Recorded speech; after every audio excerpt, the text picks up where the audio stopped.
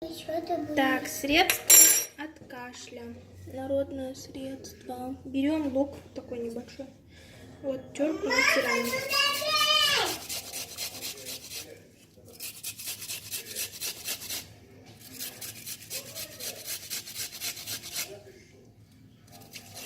У меня 2 девочки. Из-за этого я, наверное, весь лук натру.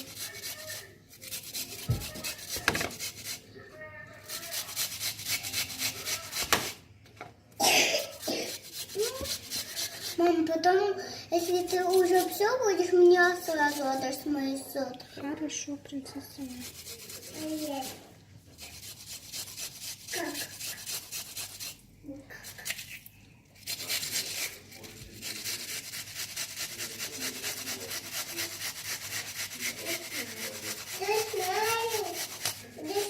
Так, ну все, уже дальше неудобно тереть.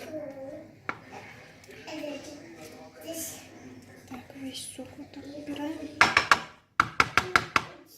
И можно добавить... Так, Что там ты добавил? А, вот. можно добавить сахар, либо мед. Ну, от меда у нас аллергия. Так, ну вот столько вот получилось.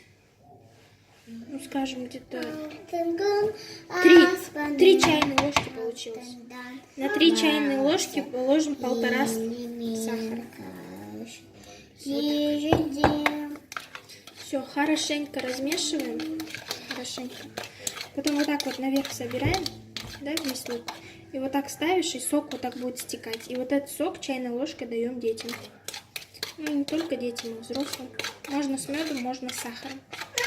В общем, чтобы послаще было, вот сахар надо добавить. И классно помогает от кашля.